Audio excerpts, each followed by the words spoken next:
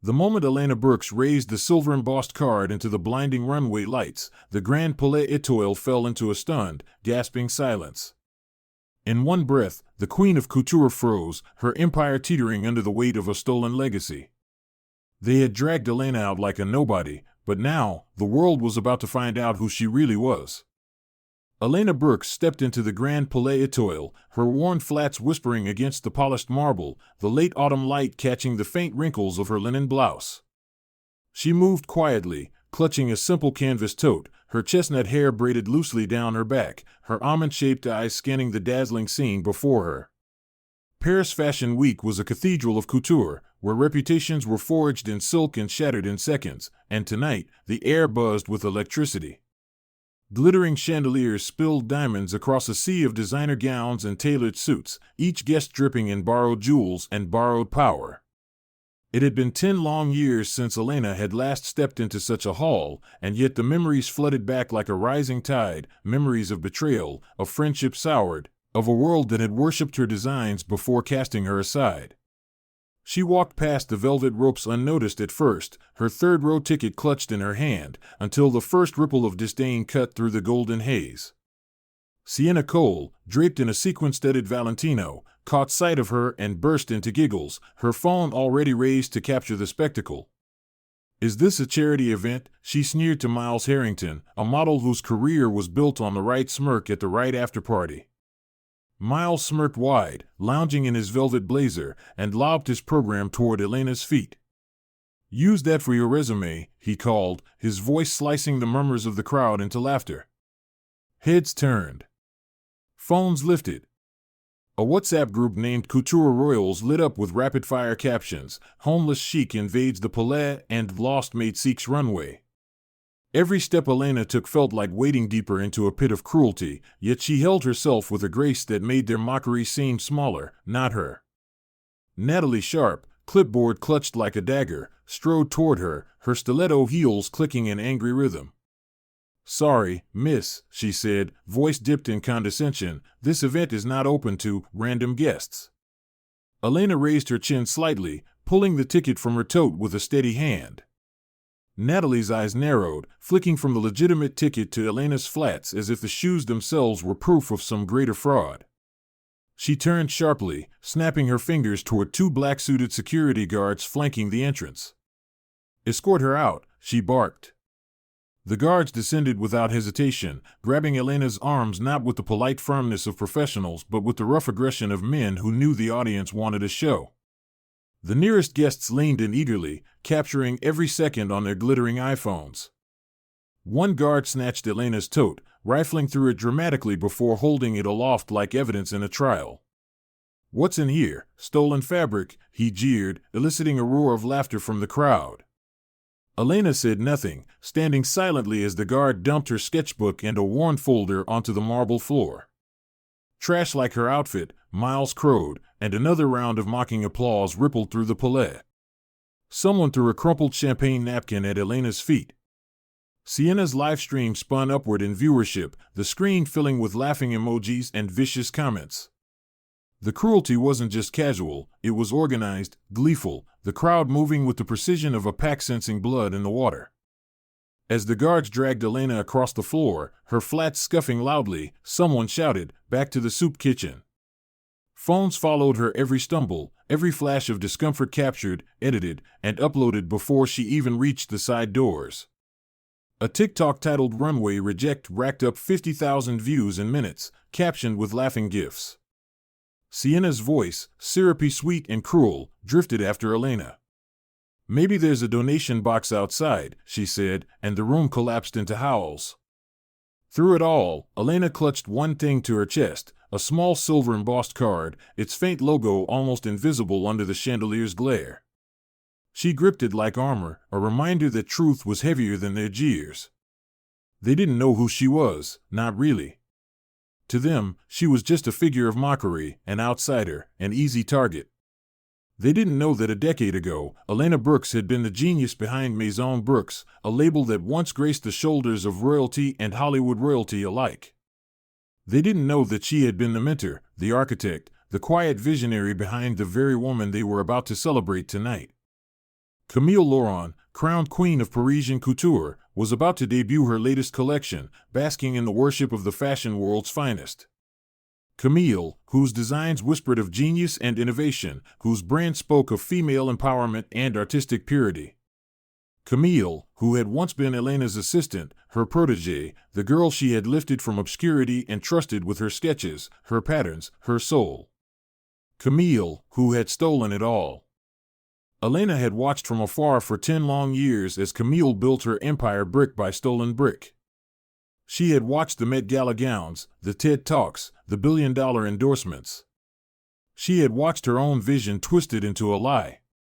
Tonight, she hadn't come to plead or to protest. She hadn't come for a spectacle. She had come to reclaim her story. She had come for the truth.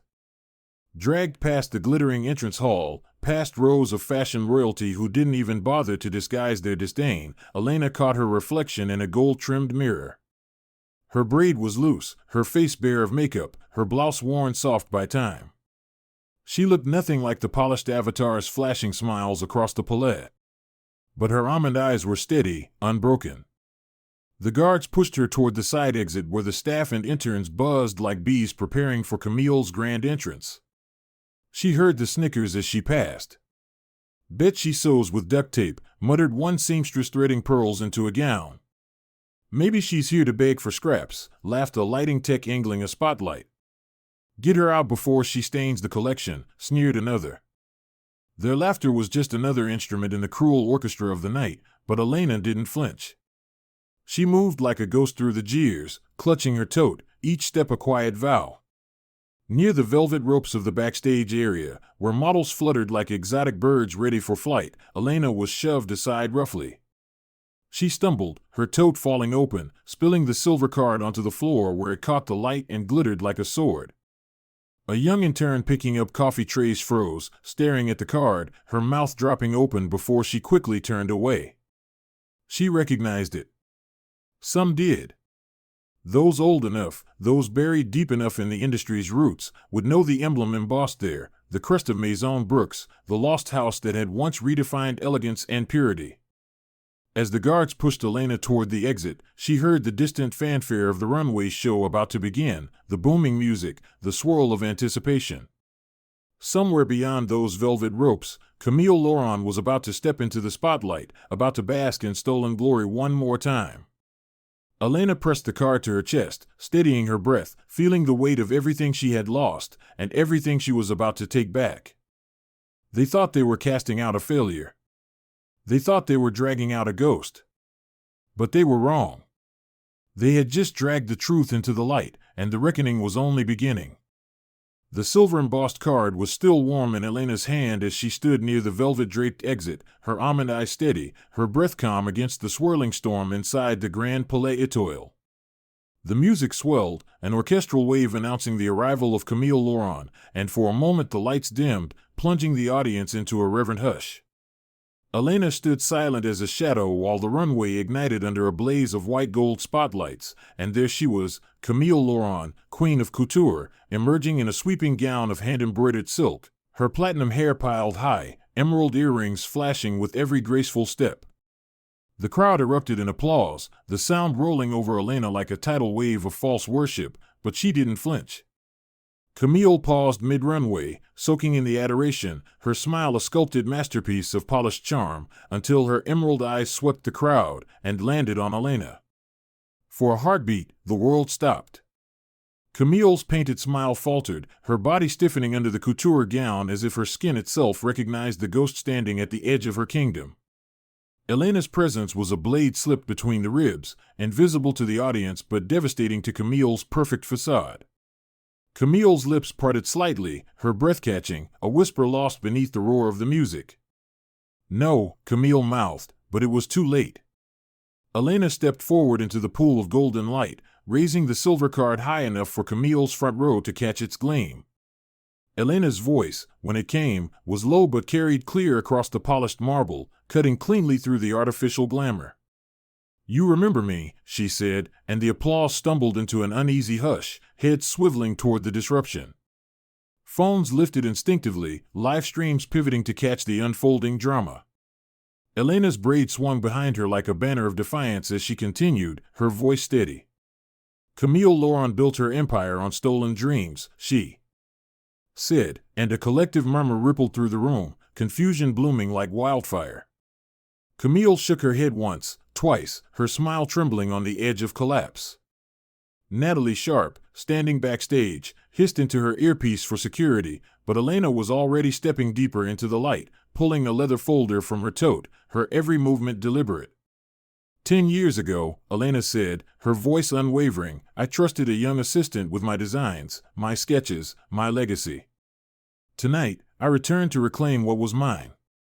She held up a series of documents, the camera flashes now exploding like fireworks.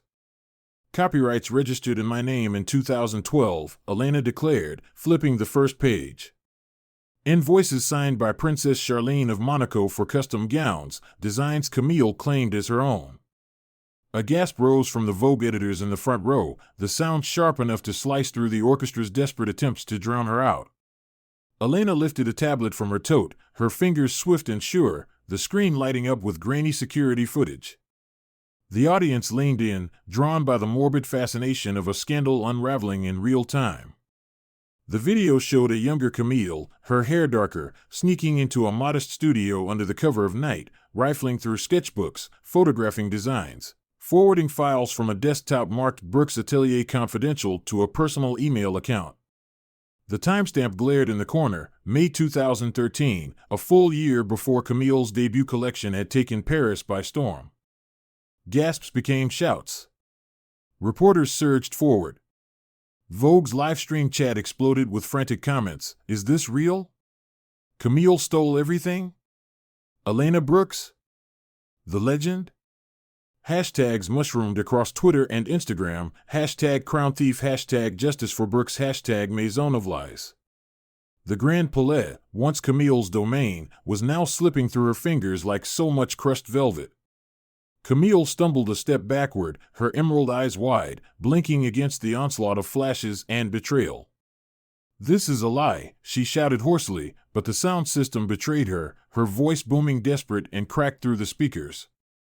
Elena said nothing. She simply handed the tablet to Sophie Marceau, a rising young fashion reporter standing nearby, who projected the damning footage onto the venue's giant rear screen. Every attendee watched as their queen of couture was exposed not as a visionary, but a thief. Camille's creative director Marc Duval, lurking backstage, paled visibly. He turned to Natalie, hissing, she has evidence, we're screwed. Natalie clutched her clipboard tighter, her knuckles white. Security guards, the same ones who had manhandled Elena moments before, now hesitated. Orders crackled in their earpieces, chaotic and contradicting. Nobody wanted to be the one seen assaulting the woman who just overturned Paris Fashion Week's biggest star. Camille's supporters tried to rally, but the tide had shifted. Editors from Vogue, Harper's Bazaar, and WWD whispered furiously among themselves, their phones lighting up with instructions from their corporate offices. Publicists scrambled. Investors panicked. In the audience, Sienna Cole and Miles Harrington shrank in their seats. Sienna's live stream, once filled with mocking laughter, now flooded with angry accusations. You laughed at a legend. You mocked the real queen. Miles frantically deleted his Instagram post calling Elena a fashion fail, but the screenshots had already gone viral. Brands dropped them both within hours. Back on stage, Camille tried to summon a smile, a plea, anything that would erase the truth now devouring her empire, but she found nothing. Her mouth opened, her hands fluttered helplessly. Elena simply watched her, calm, unblinking, the weight of 10 years pressing between them. Finally, the voice of Paris Fashion Week's lead organizer crackled over the loudspeakers. Due to unforeseen developments, Camille Laurent's presentation is hereby suspended pending investigation. Gasps swept through the crowd as the runway lights dimmed abruptly, the show's music cutting off mid-beat. Camille stood frozen under the dimming chandeliers, her gown suddenly too heavy for her to bear. Elena turned without a word, her tote slung across her shoulder, the silver-embossed card tucked safely inside. She moved through the parting crowd like a silent storm, the only sound the furious clicking of cameras and the whisper of betrayed dreams unraveling behind her. Camille Lawrence's empire, built on stolen artistry, was crumbling before the world's eyes, and no PR spin, no manufactured apology could glue the shards back together. As Elena reached the outer doors of the Grand Palais, a new chant began, soft at first but growing, a chant that shook the glass dome itself. Brooks! Brooks! Brooks! Not screamed in derision this time, but in awe. In vindication. Elena didn't turn around. She didn't need to. The truth had spoken louder than any insult, louder than any stolen applause. Behind her, Camille Laurent crumpled backstage, surrounded by the ruins of a kingdom she had built on betrayal, her throne sinking beneath the weight of a single woman's quiet, relentless truth. The chants of her name still echoed faintly behind her as Elena Brooks stepped out into the cool Parisian night, the Grand Palais Étoile shrinking behind her like a crumbling monument to false gods. She walked steadily down the marble steps, her tote slung over her shoulder, the silver-embossed card tucked safely back inside, her almond eyes calm beneath the blaze of flashing paparazzi cameras. She didn't need to look back to know the empire behind her was falling piece by piece. Camille Lawrence's fall wasn't a matter of if anymore, it was already happening, the rot spreading faster than even Elena had imagined. By morning, headlines across the world screamed the scandal, Queen of Couture exposed as a fraud, from protégé to pariah, Camille Lawrence's empire built on stolen dreams. The footage of Elena's confrontation flooded every social platform. TikTok edits layered her steady voice over slow-motion shots of Camille's crumbling composure. Instagram Reels dissected the video frame by frame. Twitter crowned Elena as the true queen with trending hashtags like #BrooksIsBack and #ThreadOfTruth. Investors pulled out overnight. Camille's flagship store in Paris was boarded up within 72 hours, the windows papered over as if to erase her shame. Lawsuits flooded in from betrayed clients and former collaborators. The House of Laurent collapsed like a house of cards, losing $200 million in value almost instantly. Its boutiques shuttered not just in Paris but across New York, Milan, and Tokyo. The Council of Haute Couture issued a damning statement, banning Camille from Paris Fashion Week indefinitely and striking her name from future exhibitions. In the sudden void left behind, Elena's name rose like a phoenix. Sienna Cole's influencer empire disintegrated almost as quickly. Once the darling of designer brands, she was blacklisted from luxury campaigns, her endorsements canceled, her follower count bleeding out by the thousands each hour. Her sequined gowns, once borrowed with pride, were returned in shame. Miles Harrington, too, faced brutal consequences. His modeling contracts were terminated, his smug velvet-clad image scrubbed from brand websites, his TikTok banned for harassment after old mocking videos surfaced alongside the scandal. Natalie Sharp, once a rising star in PR, found herself unemployable, her name forever linked to the public humiliation of a woman who turned out to be the true architect of fashion's last golden age. Elena didn't gloat. She didn't post triumphant selfies or grant dozens of interviews. She stayed quiet, dignified, letting the truth roar louder than any defense she could have uttered. Her attorneys filed a lawsuit against Camille's collapsed brand and the associated PR firm for theft, defamation, and emotional distress, a case so airtight it took the court less than 3 months to rule in Elena's favor. Camille was ordered to pay $30 million in damages, a sum that not only bankrupted her but stripped her of her remaining dignity. Her couture pieces were auctioned off to pay legal fees, her once mighty brand reduced to a cautionary tale in fashion business schools. Elena took the settlement and built something far greater than vengeance. In a sun-drenched loft in Brooklyn, she opened the doors to Thread of Truth, an academy for designers who had been silenced, overlooked, and stolen from by the industry that once crushed her. The academy flourished immediately, a magnet for raw talent who carried stories etched in the scars of betrayal. Elena oversaw every class, every workshop, her hands often ink-smudged from sketching alongside her students. She taught them not just how to create, but how to protect their creations, how to hold their ground in a world eager to steal brilliance and leave the artist behind. Simultaneously, Elena quietly relaunched her beloved label, Atelier Brooks. She didn't announce it with a grand press conference or a glitzy gala. Instead, a single Instagram post appeared under a new handle, a photo of a simple cotton blouse, hand-stitched with subtle brilliance, captioned only with 2 words, "We return." The collection that followed sold out within hours. Celebrities who had once draped themselves in Camille Laurent's stolen designs now flocked to wear Elena's originals. Zendaya walked the red carpet in a Brooks-designed silk column dress that brought critics to tears. And Hathaway appeared on the cover of Vogue in an Atelier Brooks hand-woven jacket, the feature story titled "Resilience in Every Stitch." Atelier Brooks became synonymous with authenticity, integrity, and quiet defiance, a beacon for a generation hungry for something real. In every city Elena traveled to, Paris, New York, Milan, Tokyo, she was met not with fawning praise but with deep respect. She gave keynote speeches not about revenge, but about resilience, about what it meant to create when the world tried to erase you. She spoke of honoring every invisible hand that ever stitched a dream into fabric. She spoke of truth as the finest embroidery any life could wear. Journalists hailed her as the conscience of couture, the woman who had restored honor to an industry rotted with pretense. Awards flooded in, Lifetime Achievement Honors, Humanitarian Awards, Designer of the Year, but Elena accepted them all with the same quiet smile, her almond eyes brighter, not prouder. She hadn't returned to be crowned, she had returned to create. Meanwhile, Camille Laurent vanished from the public eye.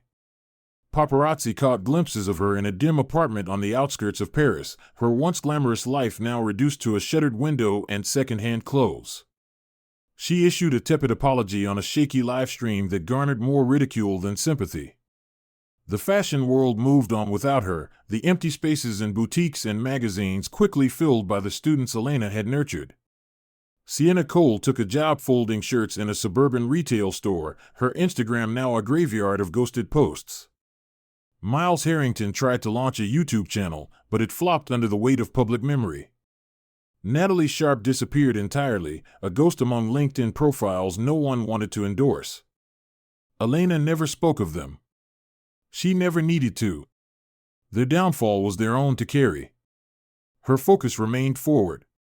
At Thread of Truth's first graduation ceremony, Elena stood before a sea of young designers, each one holding a sketchbook bearing their own protected dreams.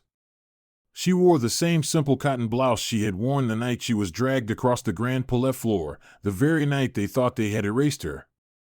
But cotton, she knew, was stronger than silk when the storms came. It weathered. It endured. In her Montmartre apartment overlooking the jasmine-laced streets of Paris, Elena spent her evenings sketching new lines, her tote always beside her, still carrying that silver-embossed card, the quiet reminder of everything she had fought for and everything she would never let be stolen again. The world no longer saw her as a victim. They saw her as a force. A creator. A woman who turned betrayal into brilliance. Elena Brooks had not just reclaimed her place in the world. She had rebuilt it, stitch by stitch, truth by truth, heart by heart. In a world obsessed with appearances, Elena Brooks's story reminds us that true worth is never measured by outward glamour but by the resilience of the soul. She walked into a hall of cruelty wearing nothing but her quiet dignity and walked out having changed the course of an empire. Elena teaches us that even when the world laughs, belittles, and tries to erase you, the truth you carry is stronger than any mockery. Success built on lies may shine for a season, but in the end, only authenticity endures. Sometimes, standing for your truth means standing alone. Sometimes, it means facing humiliation, betrayal, and isolation. But those who hold fast to integrity, who refuse to let bitterness replace purpose, will find that time has a way of revealing everything. Elena didn't return to seek revenge, she returned to restore what was rightfully hers, with grace, not rage. And by doing so, she didn't just reclaim her name, she created a path for others to follow. Her victory was not measured in applause but in the legacy she built for future generations, a legacy stitched with courage, humility, and fierce devotion to truth. To anyone listening today who feels overlooked, betrayed, or pushed aside, remember Elena Brooks. You are not forgotten. Your work, your dreams, and your voice matter. The world may try to diminish you, but your authenticity is your armor. Don't let temporary cruelty steal your eternal calling. Hold your head high, work quietly, and trust that the truth will always find its way to the light, even if it takes longer than you ever expected. At U.S. Edifying Stories, we believe in honoring these journeys, the ones that don't make the headlines at first but change the world when they finally come to light. Thank you for spending your time with us today. Your support means the world to us. If Elena's story touched you, we invite you to like, share, and subscribe for more real, inspiring stories that uplift the spirit and remind us all of the quiet power of truth. We are grateful for each one of you who believes, like we do, that integrity still matters and that it's never too late to reclaim your light. Until next time, stay strong, stay true, and never stop believing in the legacy your life can build.